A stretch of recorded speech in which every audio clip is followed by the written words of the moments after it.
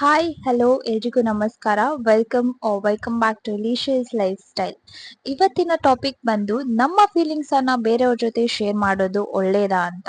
ನಾವು ನಮ್ಮ ಫೀಲಿಂಗ್ಸ್ ಅನ್ನು ಶೇರ್ ಮಾಡುವಾಗ ಕೆಲವೊಂದು ಪಾಯಿಂಟ್ಸ್ ಅನ್ನ ನಾವು ನೋಟ್ ಮಾಡಿಕೊಂಡು ನಮ್ಮ ಫೀಲಿಂಗ್ಸ್ ಅನ್ನು ಶೇರ್ ಮಾಡೋದು ಒಳ್ಳೇದು ಅಂತ ಹೇಳ್ತಾ ಇದ್ದೇನೆ, ನನ್ಗಾದ ಎಕ್ಸ್ಪೀರಿಯನ್ಸ್ ಪ್ರಕಾರ. ಫಸ್ಟ್ ಒನ್ ಬಂದು, ನಾವು ಶೇರ್ ಮಾಡುವಂತ ವ್ಯಕ್ತಿ ಏನಿದ್ದಾರೆ ಅವರು ಟ್ರಸ್ಟ್ ವರ್ತಿಯಾ ಅಂತ. ಸೊ ನಾವೇನ್ ನಮ್ಮ ಪರ್ಸನಲ್ ಲೈಫ್ ನ ವಿಚಾರವನ್ನು ಶೇರ್ ಮಾಡ್ತೇವೆ, ಆ ವ್ಯಕ್ತಿ, ನಾವು ಶೇರ್ ಮಾಡಿದಂತ ವ್ಯಕ್ತಿ ಬೇರೆಯವ್ರ ಜೊತೆ ಹೇಳಲ್ಲ ಅಂತ ಕನ್ಫರ್ಮ್ ಆದ್ರೆ ಮಾತ್ರ ನಮ್ಮ ಕೆಲವೊಂದು ಪ್ರೈವೇಟ್ ವಿಚಾರಗಳನ್ನು ಶೇರ್ ಮಾಡ್ಬೇಕು.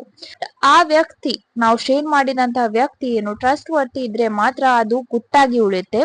ಕೆಲವೊಂದು ಗುಟ್ಟಿನ ವಿಚಾರಗಳು, ಅದೇ ಆ ವ್ಯಕ್ತಿ ಟ್ರಸ್ಟ್ ವರ್ತಿ ಇಲ್ಲದಿದ್ರೆ ಆ ಗುಟ್ಟು ರಟ್ಟಾಗಿ ಬಿಡುತ್ತೆ. ಸೊ ಕೆಲವೊಂದು ವಿಚಾರಗಳನ್ನ ನಾವು ಆ ಪರ್ಸನ್ ಟ್ರಸ್ಟ್ ವರ್ತಿಯಾ ಅಂತ ನೋಡಿ ಶೇರ್ ಮಾಡ್ಬೇಕಾಗತ್ತೆ. ಸೊ ಇದು ನಮ್ಮ ಪರ್ಸನಲ್ ಲೈಫ್ ಅಥವಾ ಪ್ರೈವೇಟ್ ಥಿಂಗ್ಸ್ ಏನಿದೆ ಇದ್ರ ಬಗ್ಗೆ ಆಯ್ತು.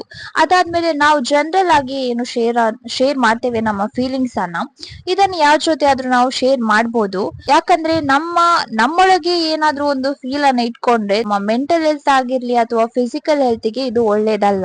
ನಾವು ನಮ್ಮ ಫೀಲಿಂಗ್ಸ್ ಅನ್ನ ಶೇರ್ ಮಾಡಿದ್ರೆ ನಮ್ಮ ಮನಸ್ಸು ಸ್ವಲ್ಪ ಹಗುರ ಆಗುತ್ತೆ. ನಾವೇನು ನಮ್ಮ ಸ್ಯಾಡ್ ಫೀಲಿಂಗ್ಸ್ ಅನ್ನು ಶೇರ್ ಮಾಡ್ತೇವೆ, ಅವಾಗ ನಮ್ಗೆ ಅಳು ಬರೋದು ಸಹಜ. ಸೊ ಈ ಅಳು ಬಂದಾಗ ಏನಿದೆ, ನಮ್ಮ ಮನಸ್ಸಲ್ಲಿದ್ದಂತಹ ಭಾರ, ಆ ಒಂದು ಸ್ಯಾಡ್ನೆಸ್ ಏನಿದೆ ಅದು ಹೊರಗೆ ಹಾಕಿದಾಗೆ ಆಗತ್ತೆ. ಆ ಒಂದು ವ್ಯಕ್ತಿ ಜೊತೆ ನಾವೇನ್ ಶೇರ್ ಮಾಡ್ತೇವೆ ಆ ವ್ಯಕ್ತಿ ಕೂಡ ನಮ್ಗೆ ಸಮಾಧಾನ ಮಾಡಿದಾಗ ಇನ್ನಷ್ಟು ಭಾರ ಕಡಿಮೆ ಆಗುತ್ತೆ. ಸೊ ನಮ್ಗೆ ತುಂಬಾನೇ ರಿಲೀಫ್ ಫೀಲ್ ಆಗುತ್ತೆ. ನಮ್ಮ ಸ್ಯಾಡ್ ಫೀಲಿಂಗ್ಸ್ ಅನ್ನ ಏನ್ ಶೇರ್ ಮಾಡ್ತೇವೆ ಈ ಬಗ್ಗೆ ಆಯ್ತು.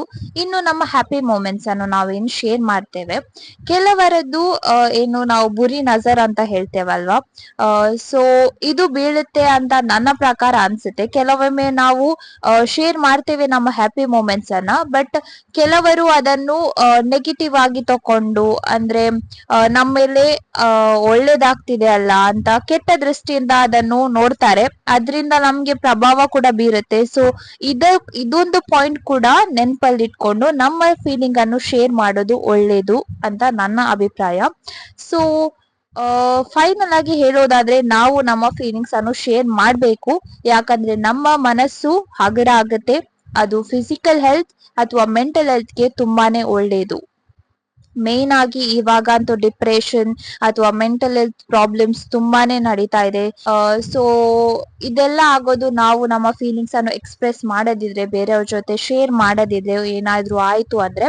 ಸೊ ಕಾಲೇಜ್ ಲೈಫ್ ಅಥವಾ ಸ್ಕೂಲ್ ಲೈಫ್ ಅಲ್ಲಿ ನಮ್ಗೆ ಫ್ರೆಂಡ್ಸ್ ಇರ್ತಾರೆ, ಅದೇ ನಾವು ವರ್ಕ್ ಮಾಡ್ತಿದ್ರೆ ಕೊಲೀಗ್ಸ್ ಇರ್ತಾರೆ, ಅಥವಾ ಎಲ್ಲೂ ಬೇಡ ನಮ್ಮ ಮನೆಯಲ್ಲಿ ನಮ್ಮ ತಂದೆ ತಾಯಿ ಅಣ್ಣ ತಂಗಿ ಯಾರಾದ್ರೂ ಇದ್ದೇ ಇರ್ತಾರೆ. ಅಥವಾ ಮೇನ್ ಆಗಿ ಒಂದಲ್ಲ ಒಂದು ಫ್ರೆಂಡ್ಶಿಪ್ ಅಂತ ಇದ್ದೇ ಇರುತ್ತೆ. ಸೊ ಎಲ್ಲಾರು ನಿಮ್ಮ ಫೀಲಿಂಗ್ಸ್ ಅನ್ನ ಶೇರ್ ಮಾಡ್ಕೊಳ್ಳಿ. ಆದಷ್ಟು ನಿಮ್ಮ ಮನಸ್ಸನ್ನು ಹಗುರ ಮಾಡ್ಕೊಳ್ಳಿ. ಹ್ಯಾಪಿ ಮೂಮೆಂಟ್ಸ್ ಇದ್ರೆ ಸ್ವಲ್ಪ ನೋಡ್ಕೊಂಡು ಶೇರ್ ಮಾಡ್ಕೊಳ್ಳಿ.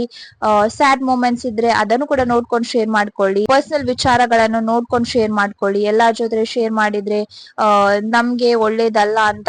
ಸೊ ಈ ಎಲ್ಲ ಪಾಯಿಂಟ್ಸ್ ಅನ್ನು ನೆನಪಲ್ಲಿ ಇಟ್ಕೊಂಡು ನಮ್ಮ ಫೀಲಿಂಗ್ಸ್ ಅನ್ನು ನಾವು ಶೇರ್ ಮಾಡಿದ್ರೆ ನಮ್ಮ ಹೆಲ್ತ್ ಗೆ ಒಳ್ಳೇದು ಅಂತ ಹೇಳ್ತಾ ಇವತ್ತಿನ ಟಾಪಿಕ್ ಅನ್ನು ಎಂಡ್ ಮಾಡ್ತಾ ಇದ್ದೇನೆ. See all in next video. Take care. Bye.